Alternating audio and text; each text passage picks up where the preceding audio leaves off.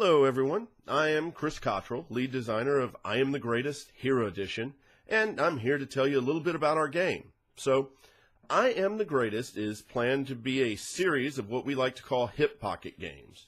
Something you and your friends can have handy to play over lunch or while waiting for something, or things along those lines.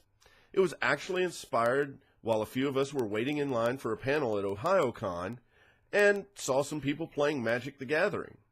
It was a great idea to pass the time until the panel started, but it's a lot to keep up with. So what if we had a game where 4 or 5 of us could play off a single deck and be done before they open the doors? So with that thought in mind, the idea for I Am the Greatest was born. Hero Edition is our first attempt at making this a reality. In Hero Edition, you are a superhero attempting to become the greatest hero the city has ever known. You have 2 problems with this, however. Other heroes and money. Because, let's face it, heroing doesn't exactly come with a steady paycheck. But hey, change your costume, wander into a rival's turf, and knock over a bank. You make him or her look bad while keeping food on the table. So it's a win-win, right? Well, at least until your rivals show the world that you're not only its greatest hero, but its greatest villain as well. So, how do you go about showing your superiority while embarrassing your opponents? It's pretty easy, actually. Each player starts with 5 cards and 2 actions every turn. Those actions are used to play cards.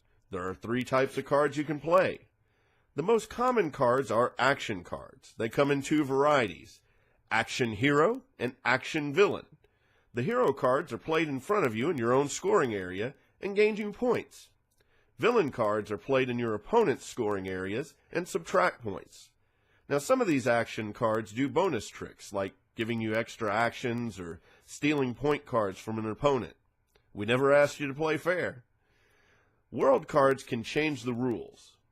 They do things like make your hand size bigger or reduce the number of actions players have every turn. There can only be 1 world card in play at a time, so when a new world card is played, discard the old one, and its effects are gone forever. Finally, you have reaction cards. Now, these cards are played during your opponent's turn, and they prevent your opponent from playing their actions. There are reactions specifically opposed to hero actions, to villain actions, and even a few that you can use against any action. But be careful how you use them. Each time a reaction is played, you reverse the turn order, which can keep you from having a turn when you planned. At the end of every turn, you draw back up to 5 cards and let the next opponent do their worst. So, when does this epic slugfest end? When there are no more cards in the play deck, and the active player cannot play anything during his or her turn, the game ends. You total up the points and find out who really is the greatest. Games typically take anywhere between 15 to 25 minutes to play, and the card titles help you and your friends tell a story if you're so inclined. So you can play a fast-paced, super competitive game, or you can weave the story of how the incredible lazy man used his Crime Stop remote control to rewind his nemesis to jail. We're going to be launching the Kickstarter on February 15th with the goal of $10,000. I know, that sounds like a lot of money. The bulk of that is going to go to pay the artists because, it takes a lot to commission 75 pieces of art to make our cards look beautiful.